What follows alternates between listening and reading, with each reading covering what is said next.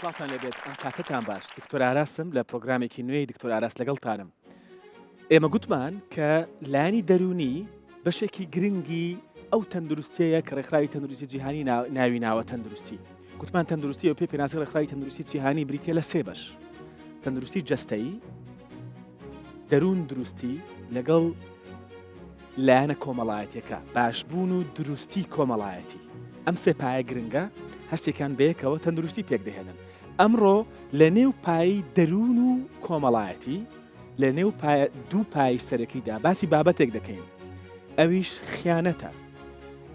دکتۆر ئاراس، خیانەت پەیوەندی بە تەندروستیەوە چی ئاخر؟ پەیوەندی هەیە کاکە، پەیوەندیەکەی ئەوەیە کە بەشێکی گرنگی دانەبراوی کارایە لەلایەنی دەرونی و کۆمەڵایەتی کە ئەم دوو پای تەندروستی گشتین کە ڕێکخراوی تەندروستی جیهانی ناویناوە. لە ڕووی دەرونیەوە کەسێک بۆ خیانەت دەکات و کاریگەریە دەرونیەکانی خیانەت چین؟ باسی خیانەتی نێوان هاوژینان دەکەین، باسی خیانەتی پەیوەندی خۆشەویستی دەکەین، باسی خیانەتی نێوان دوو کەس دەکەین کە بەیەکەوە دەژین، بۆ یەکدی دەژین، بەڵام خیانەت لە یەکدی دەکەن. بۆ گفتوگۆکردن لەسەری میوانێکی زۆر تایبەتم هەیە، ئەویش دکتۆر ئاواز حەجی جەعفەر، پسپۆر و ڕاوێژکاری دەرونیە. زۆرە بخێر خوشحالم جارێکادی حاضر بووم. زۆر سپاس دەکەم، زۆر بەخێر بێت. بۆ ژنیان پیاو نیشانەکانی خیانەت چین؟ چۆن کەسێک بزانێ بەرامبەرەکەی خیانەتی لێ دەکات؟ طبعا جنكو ظلام هاكو داس بكاري خيانات كان جهورين وتغيرات سردا تين يعني اكثر دي زانين جهورينك جيبوا لا جنكي مشكي مشغول بيت فكرة مشغول بيتن مسؤوليات مالي مثلا متابعة واجبات الدراسية تكرنية عيالي خو نكناكت يعني هاكو تكادجي هاي جينينا مشكي مشغولة فكراوية مشغولة اهتمام نادت مالي شولي مالي ناكت خار ندرس ناكت احتمال طلب كت المطعمة يان خون الساخت كت شتبن باطنية يان الحاجات دقاريد قال ظلامي خو دكتورة يعني اگر اما تو باسی ئەوە دەکەی کاتێک ئەمە زۆر دووبارە دەبێتەوە واتە بە شێوەیەکی نائاسایی زۆر خۆی نەخۆش دەخات، نائاسایی ناتەبیعی، بە شێوەیەکی نائاسایی داوای وەکو جاران زۆر زیاتر لە جاران داوای خۆراک لە دەرەوە دەکات، خواردن دروست ناکات، بە شێوەیەکی نائاسایی تەرکیزی نەماوە. واني أما جارك ودو جارنية والغرفة نفستن يجي سحبت بيتن يعني ممارسة حميم ناكت علاقة حميم هزرت كات كودي خيانات اليدي كات أصلا بالعكس خيانات الظلام خود كات اليدي ناكت بس أصلا ظانم مشكي شواف تشتليك دايا و اوی جمله بکارتینید و ظلام خو که هر یک حال خو يعني شريط كات المشكلات قاريتن دي ولقيت هديه دي بجيتم باردة أسناشم قالتا بجي هذا نجيانا القالتا ظلام دي سحكاتي دي بجيت متشناكريات يعني تبوشي وصازي عصابي دي زوتورة دي قلق بوشي دي توتر دي هايش خونين يعني تشتت بربلاف بونا هزرات دي تنهايش خوناميني باشا أما ئەوە نیشانەکانی خیانەتی خانمانن. ئەمە بۆ پەیوەندی خۆشەویستیش هەروایە پێش ئەوەی ئەم دوانە دوو هاوژین من بەیەکەوە بژین؟ هذا فرق طبعا چونك البنساق فاكي ناجين يدي احتمالات سيرفي دمي موبايل ما تواصل قالك كدوهاي احتمال جواب رسالة وين هادات نامت وين هادات يعني تلفون انا هالجريتن يعني وك بيشتر اخفتن تخوش واهتمامات وجرينجي بيدان نبيتن يعني دي زاني في كاسية سحبت بيتي خوات كيشتن دي مروف زانت يعني خلاص اهتمام نما جرماتي نما وك بيشتر باشا بابين سر پیاو ئەگەر خیانەت بکات چۆن دیار دەبێت نیشانەکانی چین؟ پیاو الفيري عكس ظلام عكس الفيري أو كيف تكافيت چونكي ظلام أم بيجين هاكو خو تفيد خو نيكات خو تجديد كاتن دائما خيانة تبلي بورين فانجي جناكي إنيتن ياندي خياناتي كات الفيري ظلام بتر جرينجي تجديد كات يعني چي؟ يعني خو نيت كاتن يعني خۆی نوێ دەکاتەوە لە پەیوەندی کۆمەڵایەتیەکە یان باەخ بە خۆی دەدات و ئەوان گرنگی بخود داد بەڵێ. بجلو بەرگێت خود داتن ئسلوب و ڕەفتارێ توی تێنە گۆڕین پێشتر زەڵامێکێ بێدەنگ بوو نوکەدی گەلک ئاغڤیت پێشتر زەڵامێک بوو احتیمام گەلک پەڤژی ناخونەتدا احتیمالە نوکە دیاریا بوو بینیت پێشتری عەسەبی بوو نوکەیە ئارام بی الغرفة نفستني واو اكتيف تبيت طبعا اگر هيلاك نبيت لايدي اكتيف تبيت جهورينات اختي وتطوروا پیش ئەمە کەفتنێت ڕێک پێچەوانەی خانمەکەیە بەێ قسەی زیاتر بوو گەرم و گوڕی زیاتر بوو بەر و ڤاژ دیاری زیاتر دێنێت لە شەودا یا لە خەودا لە بەیەکەوە خەوتندا لە سەرجەییدا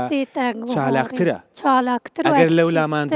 و گوهۆڕینات ئێختێ و ژنک بێژیت واو هەبە تشکیرێ فێر بووی یعنی هۆنەری تێدا دکات بەڵام ئەو مەرجەت هەیە کە ئەگەر لەو لاماندوو نەکرابێت ئەگەر هیلاک نەبیتن و ئەگەر هیلاک بیت تێ ئەوژی یعنی سەحب دەبیت بەس هەندی ژێتێتن ئەو ئەکتیڤ دەبیتن باش ئەمانە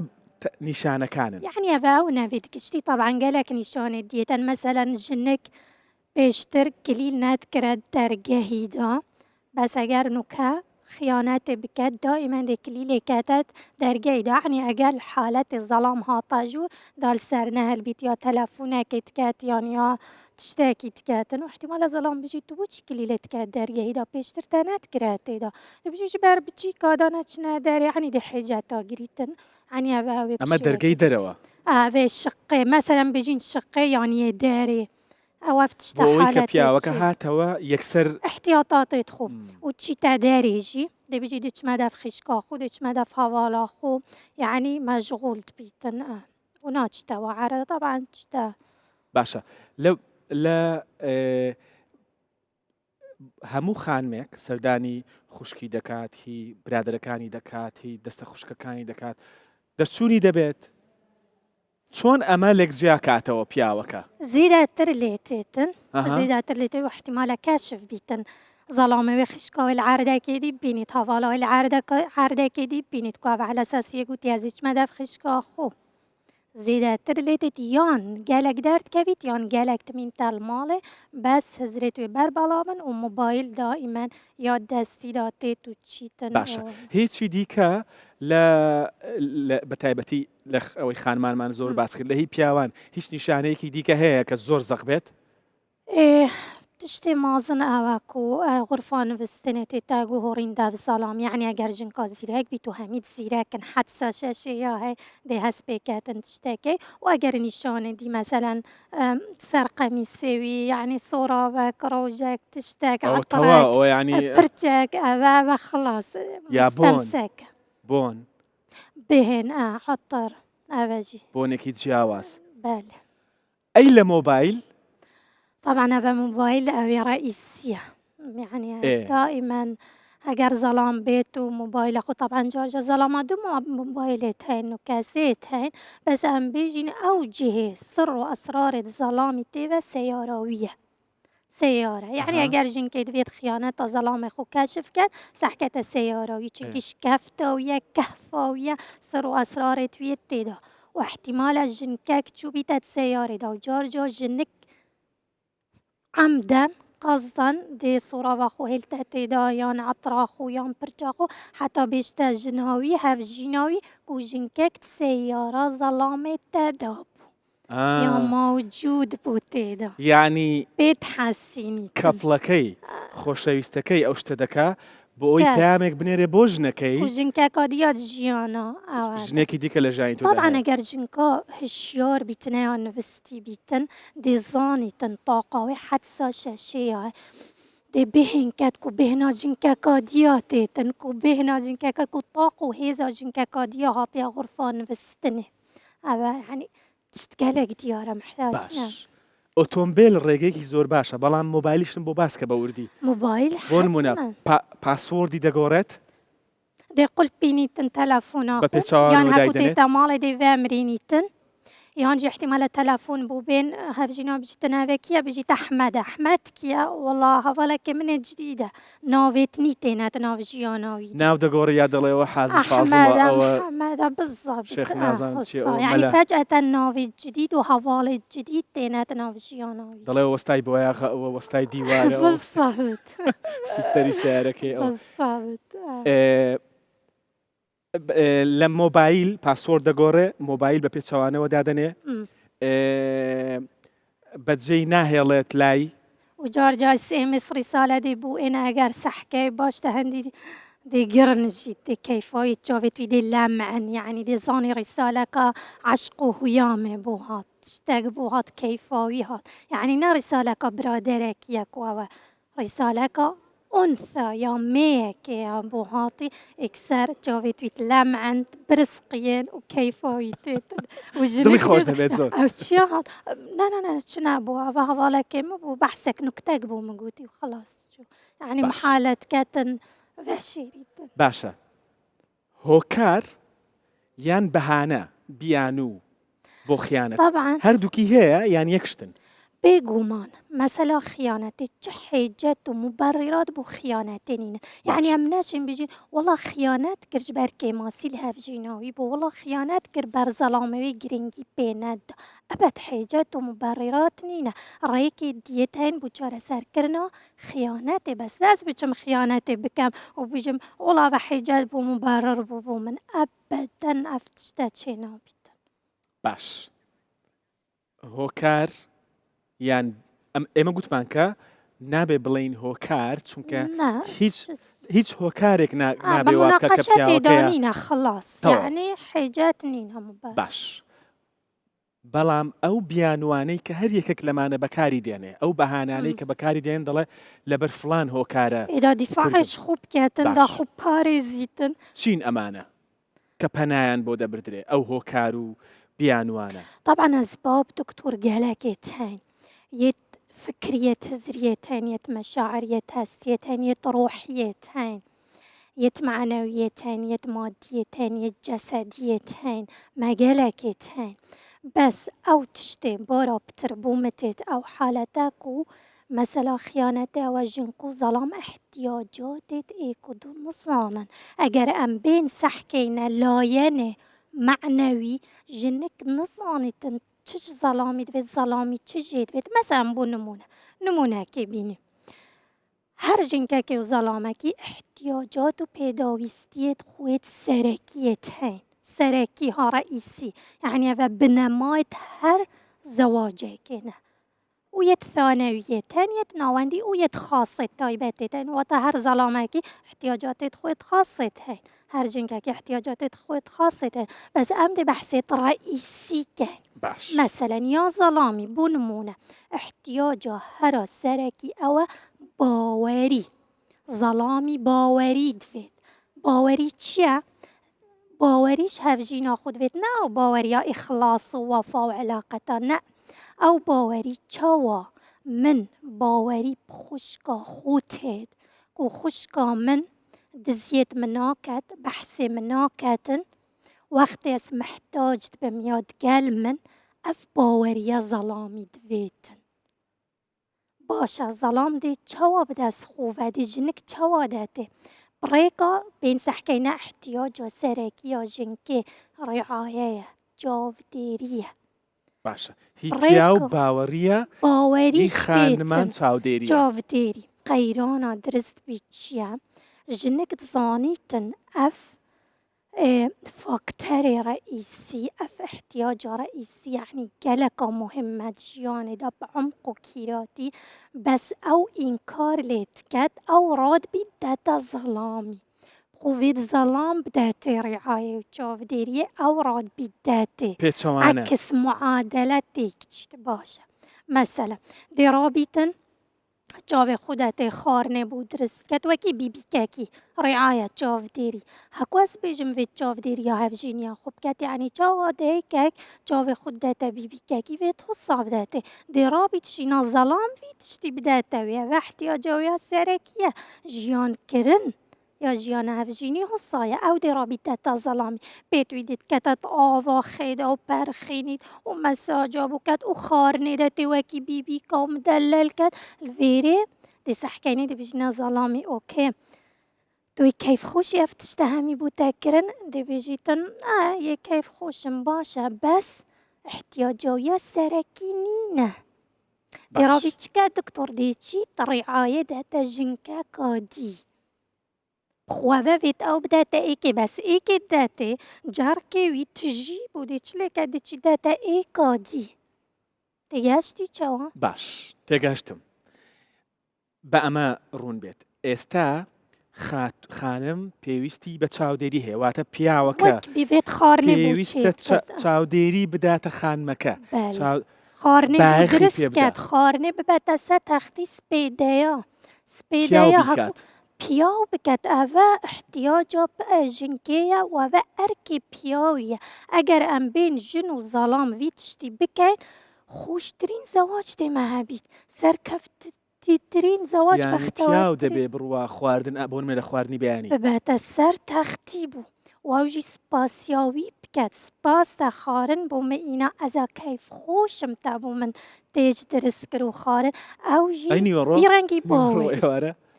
اوکی جارجا ئەس بکەم جا بەس ڕئیسی ئەگەر ئەم ئەها. بینە سەر حەقیقەت و معادلێ وێت زەڵام بوو دروستکە باش پارەی بداتێ ئەشیائێت وێ بوو بینیت خارنێ بوو دروست کاتن هەر تشتێکی دەوێتن بوو بکاتن واقعی کۆمەڵایەتی ئێمە پیاو خواردن دروست ناکە ئێوێت درست ji ber هەندێ مە مشکلەت هەن ji ber هەندێک ئەمە یەکێک لە کەسێکی هۆکارەکانە ئەو بەختەوەر بایەخە زۆرە ئەو چاودێریە یعنی ئەو گرنگی پێدانە ناسکە کە پێویستە پیاو بە ئافرەتی بدا نایدا بە پێچەوانەوە ئافرەت بە پیاوەکەی دەدا واو چی دەتەی کادی پیاوەکە خیانەتی لێت ئۆکەی کەواتە پێویستی دەرونی پیاوەکەیە کە دەبێ چاودێری بدا آه. نەیداتە خانمەکەی دەیداتە کەسێکی دیکە نو کەس بەدلەکی بدەمەتە ئۆکێ بوو نمونە بەدلەک دیدەمەتە آخر براندە مارکەیە نوێیە جوانە تەمەحتاجی پێنینە تو دێش موەلگری دەبژی سپاس تەدا من دێ ئێخیا دوولابێ بەس دێ پرسیارەتەکەم ئایا دکتۆر تاکرێ نە چ مناسەبە منینن من نەکردنێ یا جانە باشە و مودێلا ئەفساڵەیە بەس من استیعمال نەکرد واتە من تشتێک داتە تە مفاجێ نەوەل کرد احتیاجاتە سەرەکی نینە باش تەیەخستە دوولابێ و خلاص باش لە بەرامبەردا پیاوان پێویستیان بە متمانەیە بە باوەڕیە باوەریک و باوریامە بداتێت نە مەسەلا ئیخلاص و وەفا باوریامە بداتێتن دەبێت خانمان ئەو متمانەیە بدەنە پیاو فعل بآخفتن بشعور هەست بگەهینتێ مەسەلەن نمونە خارنێ بەتە سەر تەختی نیشا بدەت سپاسیاوی بکات ئەو تشتێ تەکری کەیفا من پێهات دەت وەختێکێ مناسب دا و جەهەکێ مناسب باش. دا ئەف تشتێ کرد خواردنەکە ئێمە بە نمونە باسی دەکەین بەڵام لە هەموو شت دەبێت خانمەکە ئەو هەستە بداتە پیاوەکەی کە من بداتێ. متمانەم و ئەو پێتە پتر دێ ڕێعایە و چاودێریە داتێ و ناچیت بداتە ژنکە کاری باش وتت کە هۆکاری دەرونی هەیە ڕۆحی هەیە جەستەیی هەیە ئەوانی کەشم بە خێرایی پێ بڵێ ڕۆحی ئەم بێژین ڕۆحیا هاتیە سەر ڕیە عەردی حەست کە دەوێت تەجروبێ بژی کو یعنی خیانەت المهاتەکردن ڕۆحا من هەڵبژارد کو ئەس تەجروبە خیانەتێ دەرباز بن بۆ نمونە مەسەلا کارمایە ئینیەتێت کەسانێ دی تەسیرال سەر من هەی ئەگەر ئەس گەل هەڤژینێ خو بەختەوەر بم کەربێت وا دیڤەبن باش احتمالا ئینیەتێت خراپ پەنێرن کو ئەم ژێک ڤەبین یان خیانەت چ بیت یان من خرابیە گەهاندیە ژن و مێرە فەسادی و ئەوە و منێت ژێک ڤەکری واتە دێل مزڤڕی تەڤە یعنی هەر تشتێکی ئەم تەنێرین دێ بۆ مەزڤڕیت هەر تشتێکی ئەم چینین دێ هەلینین جەستەیی یه جستەی بارە پتر خەڵک زردکەن خیانەتێ تێکردن مەسەلا جنسی و مەسەلا بەس ئەوە هەردەمنینە گەلێک زەڵامێت هەین مەسەلەن یەت ئالوودە بین یەت ئالوودە بین سەر خیانەتکردنێ مەسەن بژینە عەمرێ پیاو ئالوودە دەبێت لەسەر خیانەت طبعا ئەگەر هەڤدە خانمانیش ئالوودە دەبن لەسەری ئەوژێت هەن ئەوژێت هەن مەسەن بوو نمونە گەنجێک ببیتە 16 17 ساڵ یەکسەر کەسێک نیاسی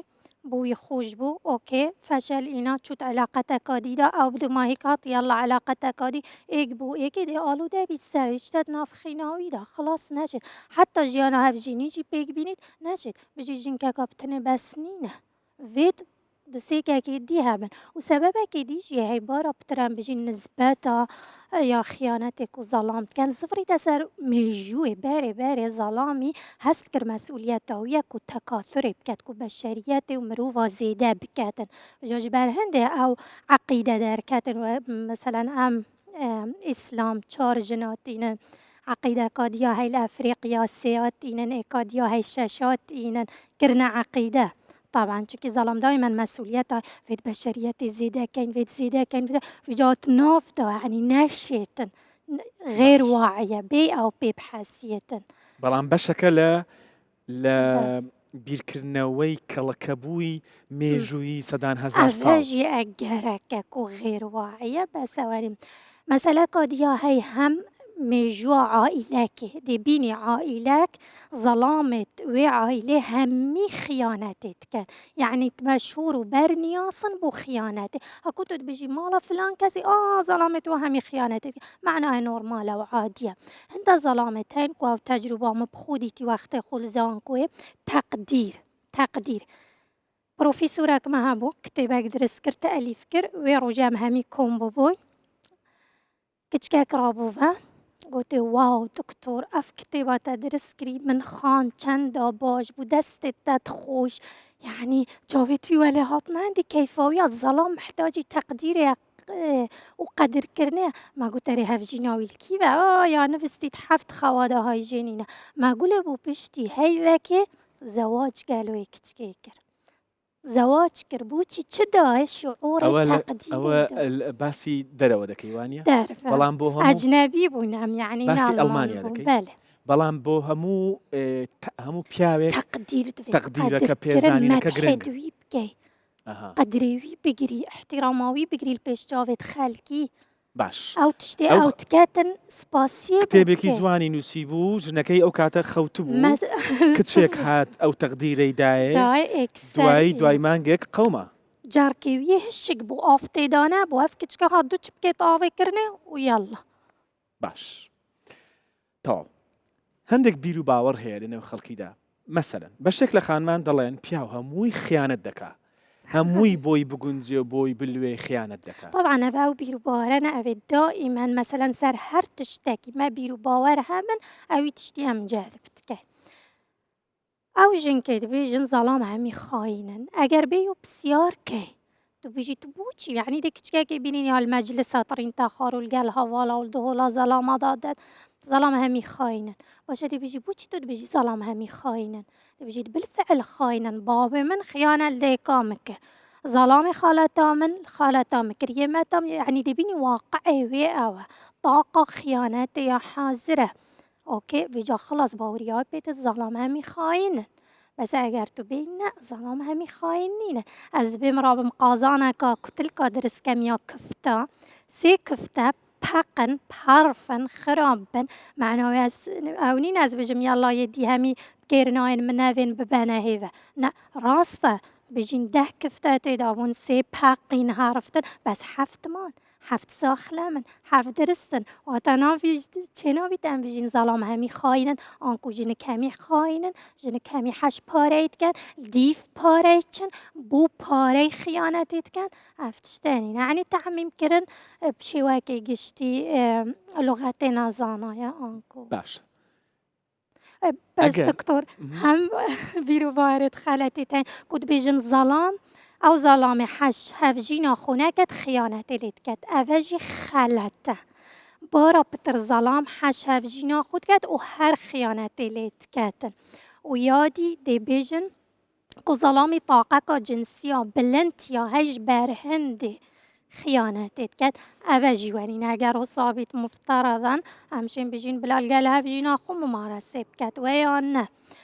بيرو باردي كود بيجيتن جنك خاتت وين ظلامي خيانت كري أبدا بو هر جنكاكي ظلامة خيانتي بكاتن خاتت تانين سيجي تانين يعني أفاجي تشتاكي خەتای خلت خانمەکە نیە، سوچی خانمەکە نیە. أبدا مبررات بەڵام وحجات نين حتى خەتێت وێ جیبن حتى باش. خەتێت وێ ئێستا من جیبن بۆیە حجات نینە. ناڵێم بەڵام هۆکارەکان کە بیانوەکان کە باز دەکەین دەکرێ ڕێگریان لێ بکەین لەبەرەوەی ئێستا ناڵم چکە دوایی لە کۆتاییدا ئەمە باز دەکەین کە چۆن پێشگیری ڕێگری لە خیانەت بکرێت. ئەو بیانوانەی کە هەند چۆن پیا و بیان و بڕ دەکرێت، چۆن خانمێک بیان و بڕ دەکرێت بۆی خیانەت نەکە. ئێستا پیاوان ئێستا خانمان دەڵێن پیاوان خیانەت لە خوێنیاندا هەیە،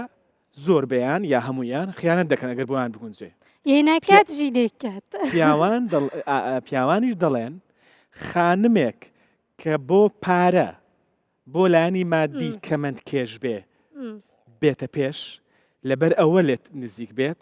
دوایی هەر لەبەر لایەنە مادیەکە خیانەت لێ دەکات لەگەڵ کەسێکی دیکە. ئەمەش ڕاستە کە خانمانی زیاتر مادی زیاتر خیانەت دەکەن؟ صحکەوە حەقێوەیە بەس کە تۆ متێت هەینە بەس شێوایەکێ گشتیان بەحەستکەین ژنێک خۆسانینە هەڤە بیر و باوەرن تێتا گوتن هەر هزرەکە ئەس یعنی هزرجی کەینونەیە بوونەوەرە طاقە و هێزا هەی. طبعا واعینینە بەس هێزا هەی. ئەگەر ئەس بێن باوریامە پەندێ بێت بێژم زەڵام خاینن باوریای هەبێت بێت یێدی ئەڤە بوعی جەمعی دێ مازم بیت و دێ باوریا هەمیا بێت و بالفعل دەبیتە حەقیقەت باش دەبیتە ڕاستی. ئەوەش هەیە دەڵێن ئەو خانمەی کە بڕوای وایە پیاوەکەی خیانەتی لێ دەکات بەردەوام وا بیر دەکاتەوە بەبێ ئەوەی هیچ بەڵگەیەکی بێت دوایی خیانەتی لێ دەکات. ئیجازە بتکاتن طبعا هەر تشتێکیان ژێ ترسین ئەو تشتام دبینین چونکی هەکواش تشتێکی ترسم ئەس تەرکیز و فۆکوسا خوددانمە سەروی تشتی ئەس تاقێ و هەزری دەمێ واتە دەبیتە حەقیقەت و ڕاستی. هەر کچکێکاش خیانەتێ بترسیت خیانەت سەری تێتن و هەر کچکێکا دەیکاوێ خیانەت لێ هاتیەکردن دڵوێژیە تێکردن ئەگەر پاقش نەکەدوان بیر و باوەرە واتە بژیت نەخێر ڕاستە دەورا پشتێتمە هەمی خیانەتە بەس ئەس دەست پێ بکەم وێ تاقێ پاقش بکەم بیر و باوەرێت خۆ پاقش بکەم باوریا خۆ پەندێ بینم کۆ هەمی زەڵام نەخاینن کۆ هەمی ژنگژی خیانەتێ ناکەن. باش ئێستا خیانەت ڕوویدا دوو هاوژین جارێ دوو خۆشەویست بەیەکەوە خیانەت ڕوویدا لە هەر یەکێک لەمانە چی بکرێت باشە؟ طبعا ئەگەر پەیوەندیە خوشەویستیە بیت هەن معقەت نینەوە هەن زەحمەت نینەوەکی ئەگەر ژن و مێر بن ئەگەر خوشەویست بن هەرێک دێ چ تاڕێکە خۆ چ عەیال و منداڵت ناوبەرەوەدانی طبعا دێ ئێشیت و برینێت لەگەڵ ئەوەدای کە جیا ببنەوە تەواو خیانەت کرا. ئەگەر جارە ئێکێ بیت نە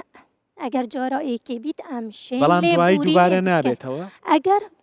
ئەڤەژی بیرروبارەکە خەلەتە کو دبێژن ئەگەر زەڵامیان کوژنکێ جارێکی خیانەت کردێ دوو جاکەت و سێ جاکەت و چار ئەڤەژی شەرت نینە شەرت هەندێک بەس جارێکێتکەن وەک تەجروبە دوێن تامکەنێ تشتێ مەمنوعی مەرغوبە دەبژیت کە هەمی خیانەتیتکەن کە دەس ئەحکەمی کاچا یانژی تێ ئەوە تکەویتێ یعنی جارێکێتکەت و خلاص و پەشێمان بیت و ناکەتن بە هەندێ وێت ڕێ بدەینێ فڕسێ بدەینێ کو جارەکادی ئەمە لە پەیوەندی خۆشەویستیش جاری یەکەم هەر لێ خۆشببوون هەبێت لە کەواتە لە ژیانی هاوژیش بێگومان دەبێت هەبێت هەر کەسێک محتاجی شانساکی ئەم دەینێ فڕساکێ و دەلیڤێکی ئەم دەینێ ڕۆحت تەسامحمە هەبیت لێبوردن ڕێ بدەمێ احتیمالە خەلەتی ئەم بەشەری نەمەمی خەلەتیاتکەین ئەم مەلائیکەت نینین جبار هەندێ من خەلەتی کرد حتا ژنێکژی زەڵامێ کورت وێت فێر بیت هەکوو هەڤژینەوەی خیانەت لێ کرد لێ بوریت محتاجنا ماڵا خۆ هەمیە خراپ کرد عەیالی تەڕاوبەڕا کرد چیا وەڵا خیانەت کرد لێ بوریت ڕۆحت تەسامحمە هەبیتن ئەم فێر بین فەرقا ژنک و زەڵامینە ڕاستت ناو جڤاکەی مەدا پیچێک ئەگەر ژنکە خیانەت کرد تەلاقە بەس ئەم محاولەت بکەین و دبێژین باشترە فڕساکێ و دەلیڤەکێ بدەیت چونکی ژنک بارا پتر جارێکێت کەفتە خەلەتیە خیانەتێ ژبە هەندێ دەلیڤەکێ بدەینی سەحکەین بارا پتر جارێکێت کەویتە خیانەتە یعنی یەکجار خیانەت دەکا یان حتمما جارێک دەیکا یان ئەگەر توش بێت بەس یەک جارە و دووباری ناکاتەوە بەست ئەوەیە جارێکێت کات بارا پتر ژنک ئەگەر بیکات ئەگەر بکە نە هەردەم طبعا بەس وەک زەڵام دەلیڤێکێ بداتێ فڕساکێ بداتێ سەحکەتێ نە یەکسەر یاڵا قەپات کەتێ تۆ دکتۆرات هەیە لە بواری دەرونی و فۆکەسیت لەسەر دەرونی پیاو بووە. بله زیاتر. باشە خۆت بێنە شوێنی پیاوێکی کورد چۆن هێندە ئاسانە لە خیانەتی هاوژینەکەی خۆش بێت؟ صانعینە بەس نەفسی تشت بوو چیا گوا و خیانەتت کات هەڤژینەوەی لێ نابووری ئەگەر پیاوی خیانەت نەکات چێ نابێت تۆسە ئەگەر نەکات ئێبلا هەر فڕسی و دەلی وێ بداتێ فەرق چییە؟ فەرقە ژنک و زەڵامانینە وێ کرد خەلەتیە کرد لێ بووریتن باش و احتیمالە علاقەتەوە باشتر بزڤڕیتن باش پشتی وێ دەلی وێ و فڕسا بدات. کام پیاو زۆرتر تووشی خیانەت دەبێت؟ بۆ نمونە دەڵێن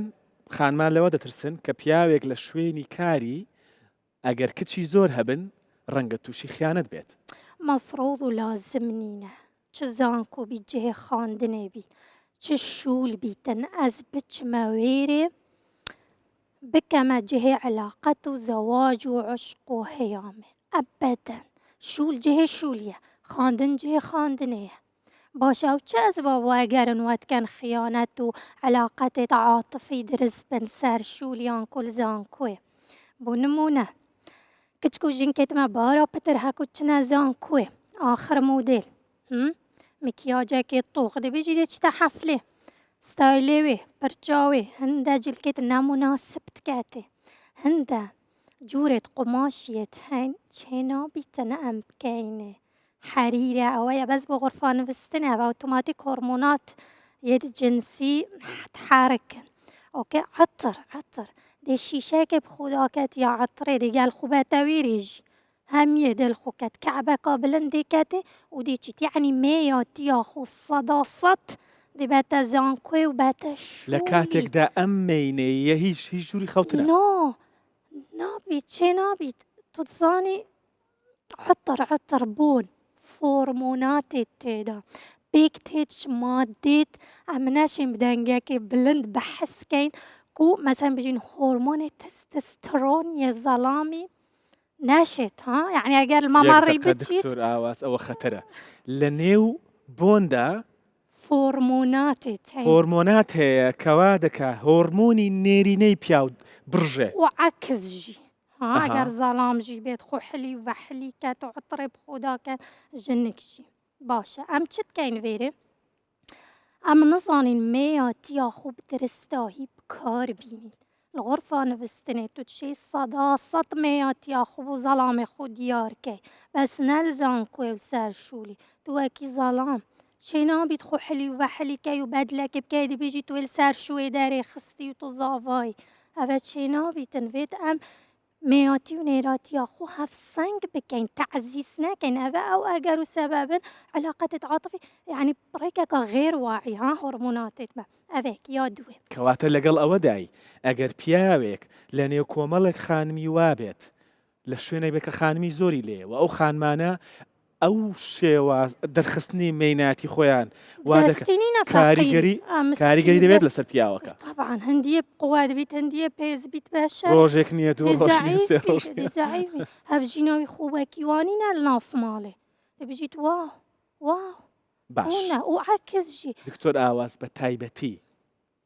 خانم لە ماڵەوە دایکە خەریکی منداڵەکانێتی خەریکی خواردن دروستکردنە خەریکی پاکردنەوەی ماڵە جلوبەرگی وەکو ئەوە جلوبەرگی ئەو کەسە نییە کە لە پیاو بەراورد دەکا لە زانکۆ جوانە و بۆن خۆشە و جلوبەرگێکی تایبەت و تەرتیبات و ئەوانە ژنەکەی خۆشی بەراورد دەکا لە مێشکی خۆی لەگەڵ ژنەکەی کە لە ماڵەوەیە ئۆتۆماتیک باشە هەر ئەوەی کە لە زانکۆ ئاوا تیلتیلە و بیلبیلەیە لە ماڵەوە بێت خۆ لە ژنەکەی ئەو ناگاتە ژنەکەی ئەو لە ڕووی پاک و خاوێنی ئەوانە بەڵام ئەوژی خوسانینە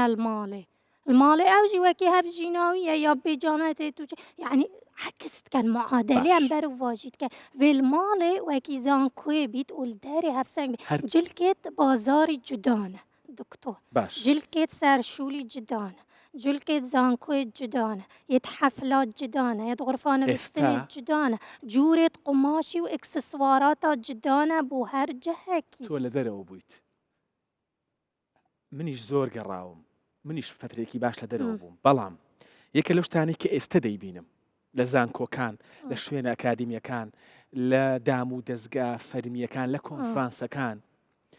خاتوون جلوبەرگێکی فەرمی بەرینی شۆڕی لەبەرە ڕاست زۆر جوانە زۆر خانمانەیە نایە جلوبەرگێک لەبەر کاکە هەندێک لە مینەکانی خۆپاژینی دبە ژناخۆنیشە هەمیا بدات کارەمکەن خۆ عارز بکاتن ئەوە ئێک و سەبەبێدی ئەوە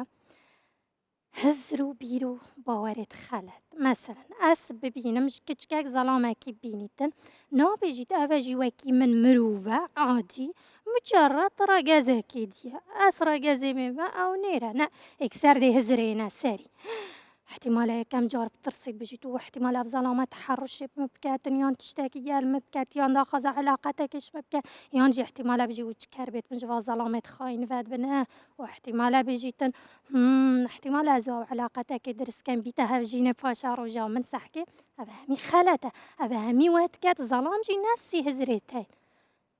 ئەو ژی دەبێژیتن ئێکسەر عەلاقەتێکی داخەزکەم تشتێکی یعنی ما هزر و بیرێت هەفسەنگ نینن ئەس نابێژم ئەڤە احتیادیە وەکی هەڤاڵە منە مجرد ڕەگەزێکی دیە وێت ئەم درست بکەین وێ جەذب و شەد و جەذبێت ناوبەرا خۆدا پاقش بکەین ئەڤە هەڤاڵە منە شوولیە زەمیلێ منە ئەزێ چم شول کەم و ئێمە ماڵا خۆ جێ عەلاقەت و زەواج و عشق و هیامێ نینە باش يعني جهديتين بو تعارفي وعشقي زانكو جهة شولينا احتمال بيجي دكتورة بالكيري بنياصم هافجيني باشا روجي الحفلة الضواطة المناسبة النوروز وكيما موزينا بس نال زانكو أزاتشوي معرفة وعلم دي خينم ودي إمام الله خو أزاتشوي مدائري أني وين ملتي كرد ولا وتي زانكو هي وين ملتي كرد لزانكو جاني هاجني بيك دهن الدكتورة سەرکەفتینە ئەسڵ زارم سەرکەفتینە باش تەمەنێکی دیاری کراو هەیە بۆ نمونەیەکە لە بیر باوەڕەکان ئەوێ دەڵن پیاو لە دوای 40 ساڵی نوێ دەبێتەوە گەنج دەبێتەوە دەڵێن پیاو لە دوای 40 ساڵی دەبێتەوە ئەو نەوجەوانەی کە پڕە لە هەست ئەمە تەمەن پەیوەندی هەیە طبعا هم بيجين 38 صال حتى 6 ويفا ام بعلم الطاقة انكو هيزا زانستي ام بيجين نداء الروح تيت بو الظلامي بوجين كيجي غازي كرنا روحي يعني روح بيجي خلاص تصفية حساباتات كات مراجعة حساباتات كات رابردوي متشكر متشناكر مساري ريكا جيانا خوب قوريت هندك بيجين أزمة منتصف العمر يعني قيرانا نيفا عمري هاكو ما أظن بيتشاك بجاد بيت خو تجديد كات خوني كات إيك شوان ريكت ظلام خونيت كات يان دي جناكا دي إنيت أجر حرامي وتشتغل صانع كاتن يان جيدي داس بعلاقات وخيانات كات بلي بورين أو جيد بينيت خوشة وخلاص مرحلة كانية وعيال مازن بو هرك شو مالا خو هفجينا مجي هرواكي خو يسارو باريوي روتينا نهاتي أقورينا رومانسيا تشتك يعني احتياجاتي تمتينا جاهيت منا جاهيت خلاص أبو سحكينا كادي ودي خوني كاتن فيريكي باش طبعا دكتور ببورة أباركك خلت نداء الروح أنكو غازي كرنا روحي بيت أم ببينا روحاني أم بتر بچنات ناف ناخي خودا وأمناتشين ريكت خصا بقرين أمشين قالها بجينا خو أنكو قال شريكي خو نيكين ومرحلة وتجديد باش ئێمە کۆمەڵێک بیانویان هۆکارمان باس کرد ئەمانە بەهانن گوتمان خیانەت هیچ بیانوویەکی بۆ نییە نابێت بە هیچ شێوەیەک هیچ کەسێک خیانەت لە بورين بظلام قالك خۆشەویستی و هاوژێری بکات حاجاتات إينا جنك جي حاجاتات إينا دي بيجي الدكتورة ظلام قرنجيب منادت من إيه جديد قرنجيب مدات اهتمام هس بميات يا خوت كام دقال بس أو علاقة تعبرنا ريت كرتن باش بەڵام ئەو ڕێگە دەرونیە کۆمەڵایەتیە زانستیانە چین کە وا دەکا پێشگیری ڕێگری لە خیانەت بکرێ نەهێڵین خیانەت ڕوو بدە نافبرا جنوميرا داكو أو نهلن خيانة بەڵێ یعنی خانمێک چی بکە بۆی پیاوەکەی ئێستا تۆ دەڵێی هۆکاری جستەیی هەیە هۆکاری ڕۆحی هەیە هۆکاری معنەوی هەیە ئەو هۆکارانەی کە باس کرد دەتوانین بڵێن یەک بەیەکی ئەم هۆگارانە ڕێگە لێ بگرین بۆ ئەوی خیانەتەکە ڕوونەدا بۆی هێندەی دەتوانین خیانەتەکە ڕوونەدا يعني ريكا يا درست وأس خو حاضر كم بري الزواج بكم بليز أم بيجينا هر كذا خو حاضر يعني تو معقولين أخو بافيا الدارية وبحري دا تنظاني ملفانيا بكي زواج مسؤوليته زواج نكراسيس بيا وحفلة يعني كتشك دي رابي تركيزي وفوكوسي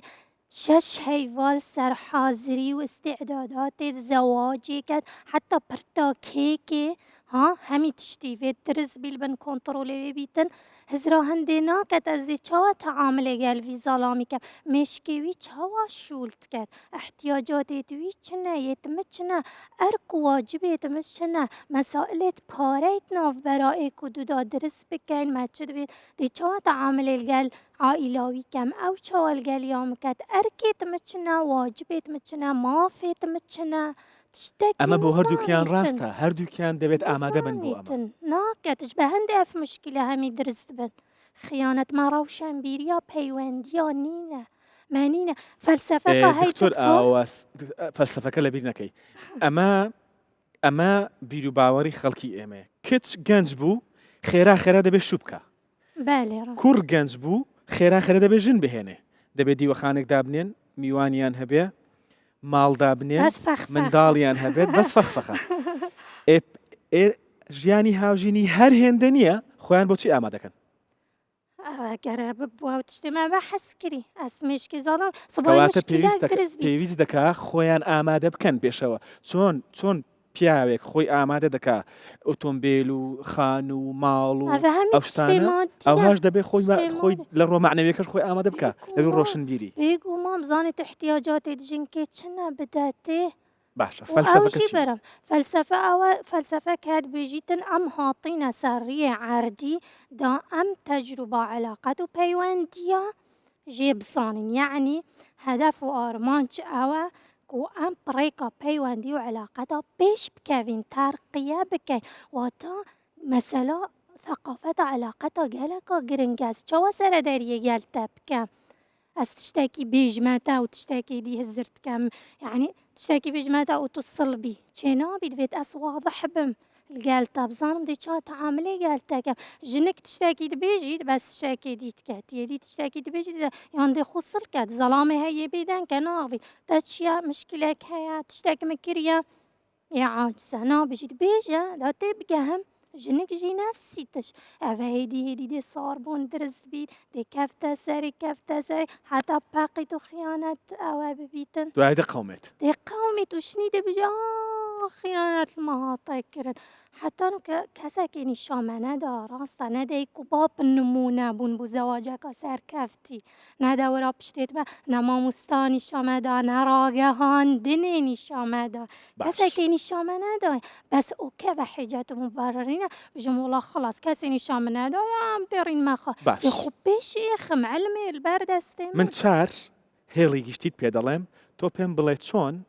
کەس ئەو کەسە خۆی ئامادە بکات بۆ ئەوەی ئەم هۆکاری جەستەیی لە هەردوو لە پیا و لە خانم پیا و خانمان چی بکەن لە ڕۆجەستەییەکە بۆ ئەوەی کەلێن دروست نەبێ بۆی دروست نەبێ دوایی ببێتە بیانوویەک بۆ خیانەت إشلاء جاستي في غرفان فستني جالكا كرين يعني في تشتيت إنكارنا كانوا مجي كورسا كدرس كريسا غرفان فستني بو خانما حاضرين أوانا جلكن إكسسواراتن چونكي حتى شكل إكسسواراتا معنا خواهي بو مسائل الجنسي أونلاين تسجيل كريا هركزا خانما بتنتشن قوي خوب داني جورة قماشي ديكور غرفة أفهمي دوري خود بينيتن واتا أو جاركو أو خزانات جريداي بغرفان فستني استجيكم شلا خوفا واجن نابجم همية بكم سرويجي هيا بس استجيكم احتمالا بيجي دكتورة بس أم بكين بوشي أو ناكت والله مجي طاقتني ناز بك إباقرت طاقت نبيت أو ناكت ظلام حش تغير ناكت نبيت خوب واصلني تقرت نبيت ظلامة خيانة بكاتن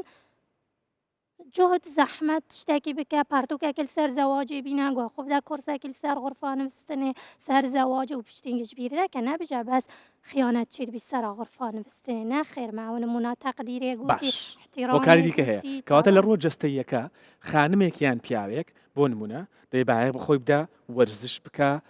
پاک خاڵە بیت و پاخش ورگن بیت نەبێ هەنی پاک و خاوێن بێ چنین ورقوت بۆنی تابيت كاتشال بيت أبتشنا خو ما نافت عارض الأزياء بيت وموديل بيت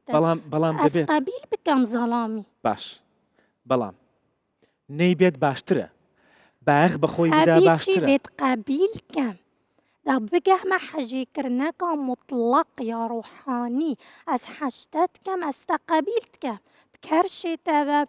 بيبرچا تبا بصلعي من تبا دەمەوێت هانیان بدەم بۆ ئەوی وەرزشکەن دەوازم لێبێنە وەرزشکەن خواردنی تەندروست بخۆن خەویان ڕێک بێ بۆ ئەوەی جەستەیەکی تەندروستیان هەبێ باشترە